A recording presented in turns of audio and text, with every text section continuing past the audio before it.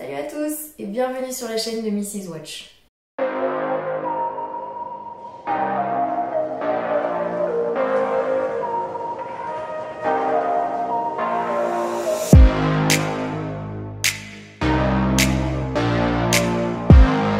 Merci à tous pour tous vos retours positifs sur ma chaîne. N'oubliez pas de vous abonner encore une fois si vous voulez être tenu au courant de toutes mes nouvelles vidéos.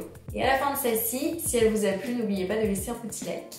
Aujourd'hui, je suis trop contente parce que je peux enfin faire des vidéos sur des montres que j'avais prévu de vous présenter depuis très longtemps, dont la Rolex Datejust. Elle m'a été très demandée et c'est un modèle que j'affectionne tout particulièrement.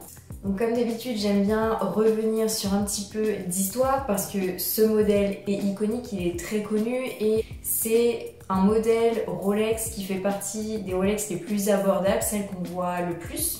Mais Rolex reste un horloger avec une histoire comme toutes les autres, même s'il y a un gros côté marketing autour de cette marque. C'est un peu la montre classique, quand on veut s'offrir une belle montre, on pense tout de suite à une Rolex. Mais elle a une histoire et plein de belles inventions qu'il faut quand même mentionner bien sûr.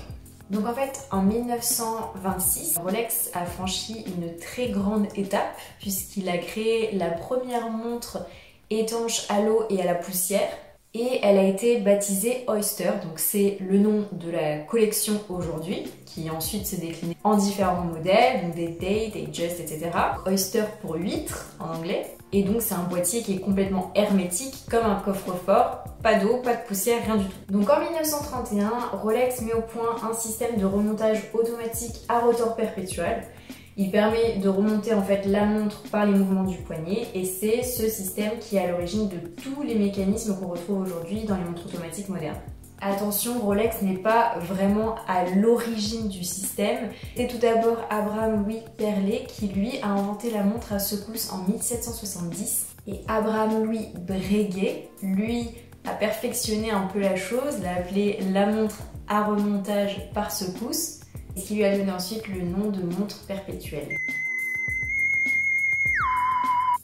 Rolex a juste encore plus perfectionné la chose parce que malheureusement ça fonctionnait mais ça ne tournait pas assez longtemps parce que maintenant la montre peut quand même continuer de tourner parce que si vous la portez toute la journée, effectivement l'aiguille va tourner mais quand vous la posez le soir, elle n'arrête pas tout de suite de tourner parce qu'elle arrête de bouger. Donc en fait Rolex a mis au point un système un peu plus perfectionné qui permet que ça tienne quand même un petit moment.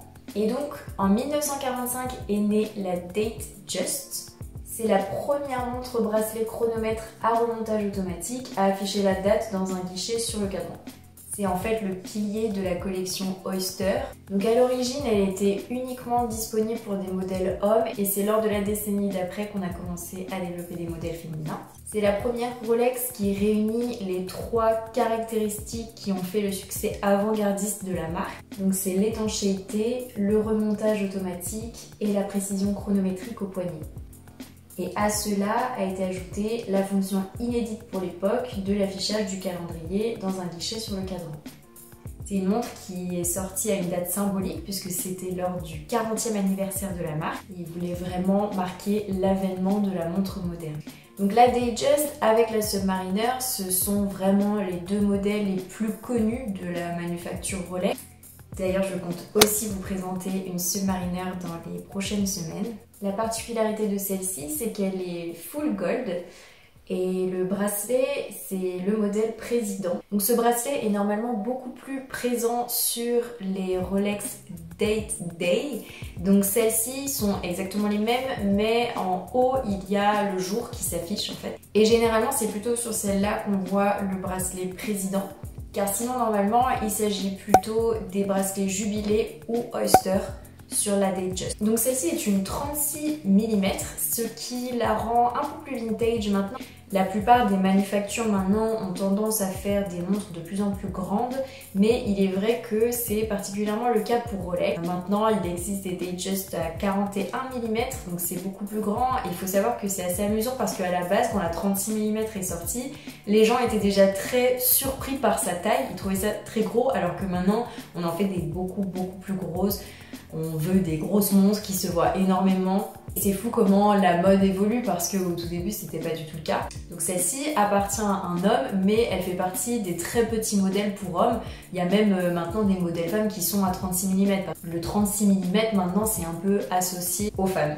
Donc c'est pour ça que j'apprécie beaucoup celle-ci et son propriétaire l'aime aussi beaucoup parce que pour un homme qui a des petits poignets, c'est quand même mieux, je pense, d'être sur une 36 mm. Il faut savoir que ce modèle pour les femmes peut descendre jusqu'à 26 mm. En plus de tout ça, c'est quand même une montre qui est full gold. Si elle est vraiment énorme, ça peut être très tape à l'œil. À partir du moment où elle commence à être à 40 mm, full gold, bon, c'est quand même quelque chose qui se voit beaucoup. Donc je trouve ça peut-être un peu plus classe. Un modèle peut-être un petit peu plus petit, en sachant qu'elle est déjà très voyante. Donc celle-ci, c'est un mouvement Oyster perpétuel, mais il existe aussi des Datejust à mouvement quartz. Et celles-ci ont un bracelet bien propre à elles-mêmes.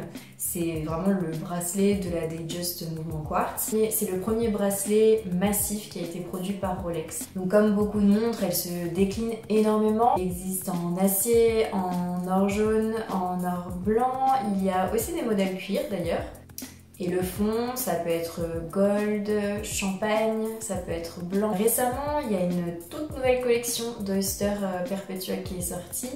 Ce ne sont pas les Datejust, mais la collection est super sympa parce qu'il y a pas mal de couleurs de cadran originales. Il y a du jaune, orange, vert. C'est assez funky, c'est cool.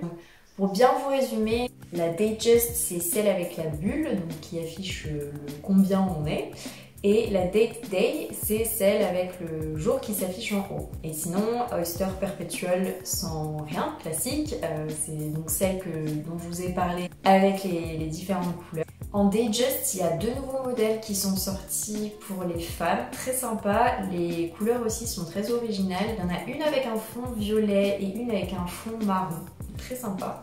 Donc je ne vais pas vous les citer comme je fais à chaque fois, mais sachez que ça peut aller de 26 à 36 mm pour les femmes et ensuite jusqu'à, il me semble, 41 mm pour les hommes.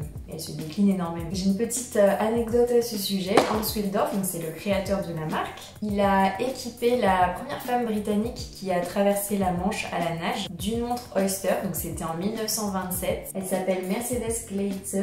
Et donc elle était équipée d'une Rolex Oyster pour sa traversée qui a duré 10 heures. Donc c'était pour montrer le côté infaillible de l'étanchéité de la montre. Et après tout ça, Rolex est un peu associé à pas mal d'événements comme ça, de records. Il y a également la première expédition qui a survolé l'Everest. Tout l'équipage avait une montre Oyster. Il y a pas mal de célébrités qui portent cette montre. Après, c'est plus principalement celle dont je vous parlais au début, la Date Day, avec le bracelet président. Parce que c'est vrai que ce bracelet-là, moi, c'est aussi mon préféré. Et c'est vrai que généralement, elle est plutôt sur la Date Day.